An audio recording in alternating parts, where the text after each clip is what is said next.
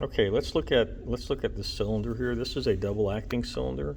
It has 2 ports on it. It will extend and retract under pressure. So this is known as the cap end, CAP, cap, like a ball cap. This is the rod end because the rod comes out here.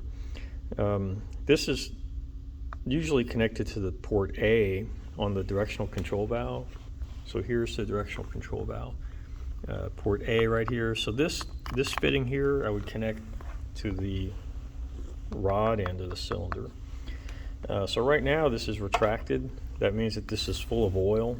It's filled with oil in there. There shouldn't be any pressure on it. The one way to relieve the pressure is to press down on that little pin. The only safe way to do it is with a hose. So if I put a hose over there and push down just a little bit, I'll crack that open and I'll relieve any pressure. It's unlikely that there's any pressure in there though.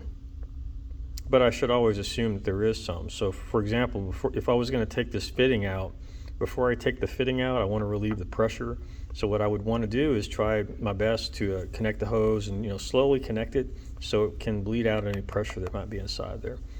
We always have to treat these components as though they have pressure in them because it's hazardous to treat them as if they're depressurized. So we have to be careful. So the cap end, the rod end. Let's look at another cylinder here in the back. This is also a double acting cylinder. It's got 2 ports on it. This is the cap end, port B. This is the rod end, port A. These hoses will go to something, whatever we're trying to do in the system. These are flow control valves right here. So in this case, I'm restricting the flow of oil into the cylinder and also out of it. Notice that this one is a flow control with a check valve.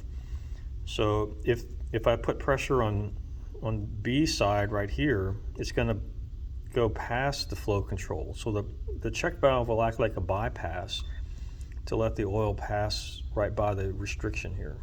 Okay. So this flow control valve only works in one direction. It does not work in both directions. I think we have a flow control valve on the trainer. This one. This one does not have any check valves on it.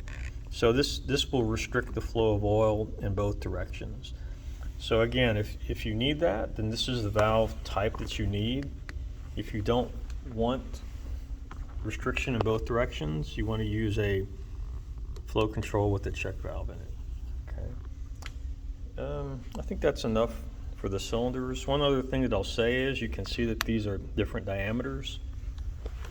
Smaller, this is larger. Here's a part number on the side right here.